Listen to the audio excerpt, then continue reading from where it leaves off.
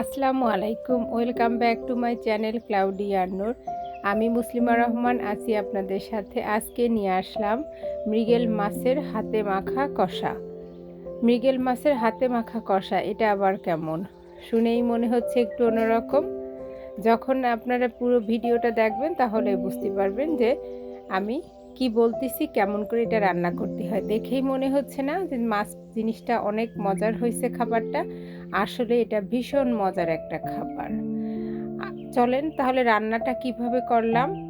আমি এখানে পিঠের 5 টুকরা মৃগেল মাছ নিয়ে নিছি। পেটের মাছ না, আজকে আমি পিঠের মাছটা করেই দেখাবো। দোকান থেকে এরকম করে মাছটা আমরা কুটে নিয়ে আসছি, বড় মাছ।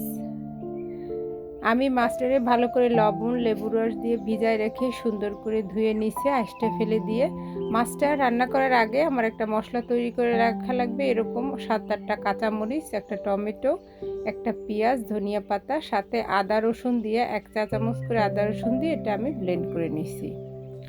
এবার আমি মাছের সঙ্গে 1 টেবিল চামচ জিরা গুঁড়া, ধনিয়া গুঁড়া, 1 চা চামচ হলুদ গুঁড়া, হাফ টেবিল চামচ লাল মরিচের গুঁড়া দিয়ে সঙ্গে আমি লবণ দিয়ে দিছি, কিন্তু লবণটা আপনাদের সাথে দেখানো হয়নি কারণ লবণ ছাড়া তো রান্নাই হবে না। দিয়ে আমি সুন্দর করে মাখায় নেব মাছটা, এবং এই মাখানোর সময় দিয়ে দেব সামান্য একটু তেল। খুব বেশি না, খুবই অল্প, একটু ভিজা ভিজা হবে এরকম একটু তেল দিয়ে দেব। এটাও মশলাটা উল্টায় পাল্টায় আমি মাখাবো।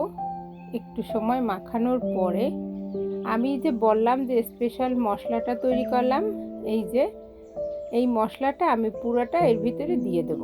যেহেতু এখানে কাঁচামরিচ ধনিয়া পাতা সবই আছে, এজন্য একটু সবুজ রং হয়েছে।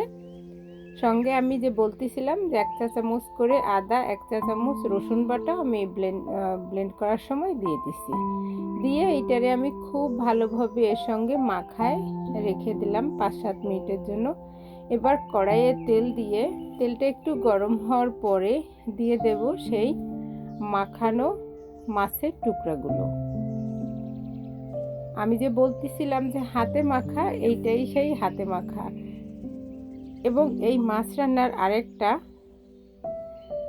বিশেষত্ব হলো, এই মাছ রান্নায় আমি আলাদা কোনো পানি দেব না। মাছটা ঢাকে দিয়ে প্রায় 5 মিনিট কষানোর পরে মাছের এই অবস্থা হয়েছে।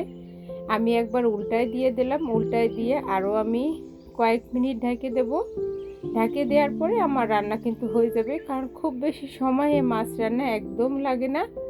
আমার রান্না হয়ে গেছে। দিয়ে দিলাম কয়েকটা কাঁচামরিচ। কাঁচামরিচটা শুধু একটু ঘ্রাণ হওয়ার জন্য, আর কিন্তু কিছুই না।